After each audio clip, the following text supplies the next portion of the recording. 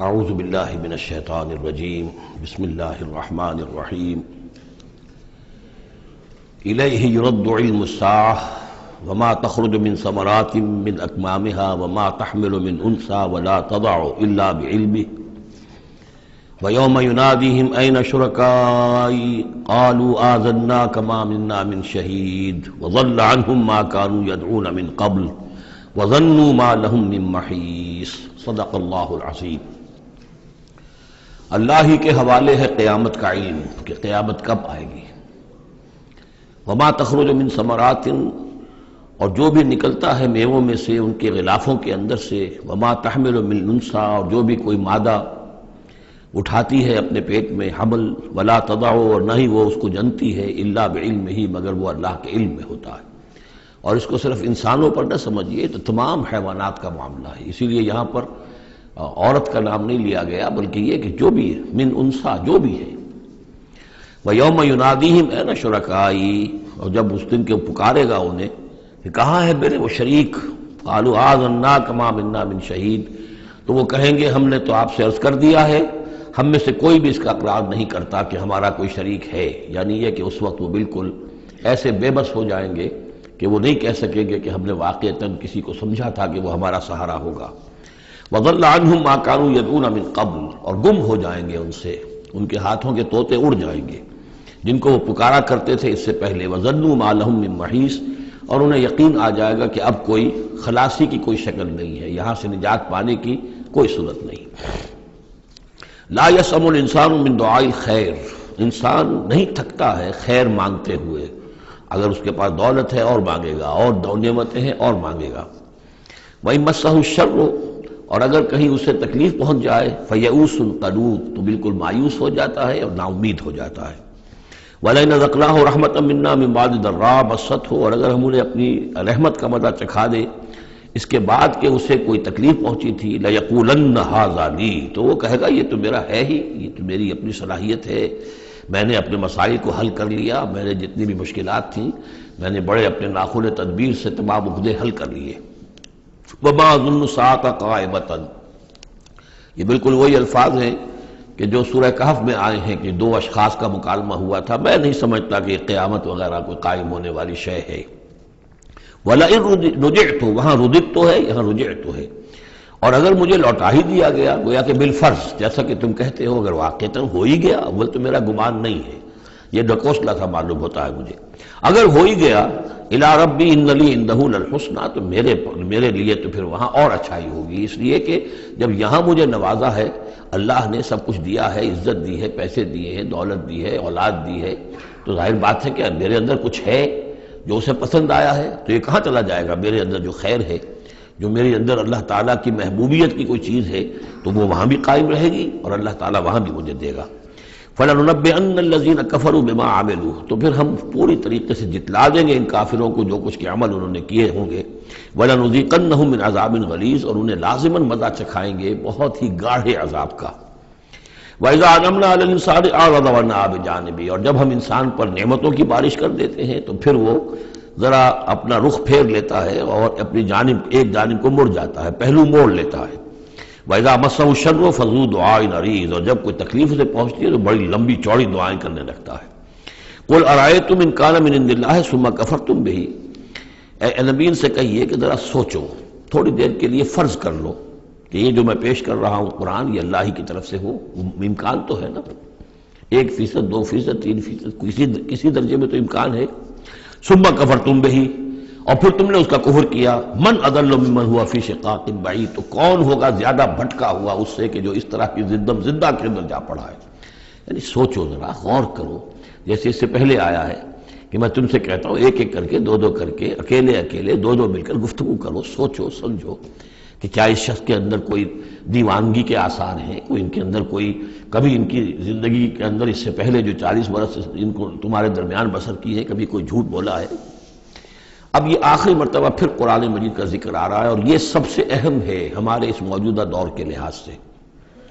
سَنُرِيهِمْ آيَاتِنَا فِي الْآفَاقِ وَفِي أَنفُسِهِمْ حَتَّى يَتَبَيَّنَ لَهُمْ أَنَّهُ الْحَقُّ، ان قریب ہم انہیں دکھائیں گے اپنی آیات، آفاق میں بھی، یہ پوری کائنات جو ہے، آسمان اور زمین، آفاق، وفی انفسہم، ان کی اپنی جانوں کے اندر بھی، حتیٰ یتبین لہم انہ الحق، یہاں تک کہ یہ بات بالکل واضح ہو جائے گی ان کے لیے، مبرہن ہو جائے گی کہ یہ قرآن حق ہے۔ اس سے اشارہ ہو رہا ہے اس معلومات کے ایکسپلوژن کی طرف کہ جو آج ہو رہا ہے، اور یہ کوئی زیادہ پرانی بات نہیں ہے، یہ زیادہ یوں سمجھیے کہ یہ سائنس کی ڈیولپمنٹ 200 برس کا ہے معاملہ، اور اس میں بھی جو ایکسپلوژن ہوا ہے یہ تو ہاف سینچری سے زیادہ کا مسئلہ نہیں، اسی کے اندر ہوا ہے۔ اور اصل میں آج کے دور میں قرآن مجید کے اعجاز کو ثابت کرنے کے لیے کہ یہ معجزہ ہے، سب سے اہم پہلو یہ ہے۔ تو میں نے جو تعارفی گفتگو کی تھی اس دورہ ترجمہ قرآن سے پہلے، تو میں نے عرض کیا تھا کہ قرآن مجید کے اعجاز کے پہلو بے شمار ہیں، کس کس پہلو سے قرآن معجزہ ہے ہم اس کا احصاء نہیں کر سکتے، لیکن موٹی بات یہ سمجھ لیجئے کہ جب قرآن نازل ہوا ہے تو اس کا معجزہ ہونا سب سے زیادہ اس اعتبار سے تھا کہ اپنی ادبیت، اپنی فصاحت، اپنی بلاغت کے اعتبار سے معجزہ تھا، اور اسی پہلو سے چیلنج کیا گیا۔ تمہارے ہاں شعراء ہیں، تمہارے ہاں خطباء ہیں، تمہارے ہاں ادب کا بڑا ذوق ہے، کوئی ایک اس جیسی ایک صورت بنا کر لے آؤ۔ باقی یہ کہ نہ بھی سائنسی معلومات تھی ان کے پاس، دوسرے یہ کہ جو فینومینا آف دی نیچر ہے قرآن میں، آسمان زمین دیکھو، اب ظاہر بات ہے اس وقت وہ آدمی کیا دیکھ رہا تھا؟ اپنی ننگی آنکھ سے جو کوئی دیکھتا تھا وہی دیکھ رہا تھا نا، لیکن آج انسان دیکھ رہا ہے ٹیلیسکوپس کی مدد سے، آج انسان دیکھ رہا ہے مائکروسکوپس کی مدد سے، الیکٹرانک مائکروسکوپ سے، آج جو انسان کی معلومات کا ذریعہ جو ہے، تو گویا کہ وہ آیات الہیہ جو قرآن مجید میں جن کے اشارے کر دیے گئے، ان کو جو 1400 برس قبل کا انسان دیکھ رہا تھا اور جو انہیں آج کا انسان دیکھ رہا ہے، وہ زمین و آسمان کا فرق ہے۔ اور ہوتے ہوتے یہ ثابت ہوتا چلا جا رہا ہے کہ جو کچھ قرآن مجید نے کہا تھا وہی حق ہے۔ اس میں اگرچہ ابھی کچھ حصے رہ گئے ہیں، لیکن بہت سے پہلو ہیں جو واضح ہو رہے ہیں، اور روزانہ کوئی شکل ایسی آتی ہے کہ جس سے کہ ان سائنسی حقائق سے قرآن مجید کا حق ہونا ثابت ہوتا ہے۔ لہذا آج کے دور میں اس کام کو بہت اہمیت حاصل ہے کہ اس کے لیے محنت کی جائے، کوشش کی جائے۔ اب اتفاق کی بات ہے کہ یہ کام کیا بھی ہمارے ہاں، تو بہرحال جو سب سے بڑی نمایاں کتاب ہے وہ ایک فرینچ سرجن نے کیا، وہ ایمان لے آئے، مورس بکائی، لیکن یہ کہ کسی مسلمان کو یہ توفیق نہیں ہوئی کہ وہ مطالعہ کرتا ان سائنسز کا اور ان کے حوالے سے پھر وہ کمپیریٹو اسٹڈی کرتا بائبل اور قرآن کے مابین، اور پھر کہتا اور دعوے کے ساتھ کہہ سکتا کہ سائنسی جو بھی انکشافات آج تک ہوئے ہیں قرآن کا ایک حرف بھی غلط ثابت نہیں ہوا۔ ہاں، قرآن مجید کے ان الفاظ سے جو معنی پہلے سمجھے گئے تھے جبکہ معلومات کا دائرہ محدود تھا وہ غلط ہو سکتے ہیں، لیکن قرآن کا لفظ غلط ثابت نہیں ہوا۔ آج قرآن کا وہ لفظ زیادہ اجاگر ہو کر، روشن ہو کر، جیسا کہ میں نے آپ سے عرض کیا علقہ، اب علقہ کہاں سے لے آئے؟ اب یہ علقہ فائدہ، فؤاد، فائدہ اس سے ہے، تو یہ چیزیں اب اور زیادہ واضح ہوتی جا رہی ہیں۔ یا اس کی تمام اجرام سماویہ کا کل فی فلک یسبحون، جتنا آج معلوم ہے یہ پہلے تو معلوم نہیں تھا۔ کئی دور آئے ہیں، پہلے انسان سمجھتا تھا زمین ساکن ہے، سورج چلتا ہے، پھر سوچا کہ نہیں یہ تو سورج ساکن ہے، زمین چلتی ہے۔ آج ہمیں معلوم ہے کوئی شے ہے ہی نہیں، سکون محال ہے قدرت کے کارخانے میں، کوئی ذرہ بھی جو ہے اندر جو ایک ایٹم ہے وہاں بھی حرکت ہے، وہ نیوٹرونز جو ہیں وہ کس طریقے سے چکر لگا رہے ہیں بے تابانہ، حرکت ہی حرکت ہے۔ تو اس اعتبار سے قرآن مجید جدید سائنسی اکتشافات کے ذریعے سے جس طریقے سے اس کے حقائق مبرہن ہو رہے ہیں، اس پر زیادہ توجہ کی ضرورت۔ البتہ اس میں تکلف کرنا اور زبردستی کرنا نہیں، جہاں وہ بات ابھی واضح نہیں ہے صاف مان لو، جو بھی ہم سورہ آل عمران میں پڑھ آئے ہیں کہ یہ بات ابھی واضح نہیں ہے، لیکن ہمیں یقین ہے کل من عند ربنا، یہ سب اللہ کی طرف سے ہے۔ وقت آئے گا کہ ثابت ہو جائے گا کہ جو کچھ قرآن نے جو الفاظ استعمال کیے تھے، جو حقیقت منکشف ہوگی وہ عین ان الفاظ میں صحیح فٹ ہو جائے گی، اگرچہ ابھی ہم اس کی وضاحت نہیں سمجھ سکتے۔ تو جہاں تکلف نہ کیا جائے، تصنع نہ کیا جائے، کھینچتان نہ کی جائے، یہ نہ کیا جائے، یہ بعض لوگوں نے یہ کیا ہے، لیکن یہ کہ جہاں تک کہ وہ حقائق ثابت ہو چکے ہوں تو ان کو بہرحال استعمال میں لایا جانا چاہیے کہ قرآن مجید کی حقانیت کو اس کے ذریعے سے مبرہن کیا جائے۔ اب دیکھیے یہ لفظ جو آیا ہے سنوریہم، اب سین جب آتا ہے فعل مضارع پر تو وہ مستقبل کی بات بن جاتا ہے، مستقبل میں ہم دکھائیں گے انہیں اپنی نشانیاں۔ اب ظاہر بات ہے سائنس جو ہے وہ اسٹڈی کر رہی ہے، ایکسپلور کر رہی ہے، خلا کو ایکسپلور کر رہی ہے، اور سمندروں میں ایکسپلوریشن ہو رہی ہے، آرکٹک اور انٹارکٹک کی ایکسپلوریشن، کہاں تک انسان پہنچا ہے، کیسی جگہوں میں ڈال کر لوگوں نے جو ہے وہ چیزیں جو ہے معلومات کا خزانہ جمع کیا ہے۔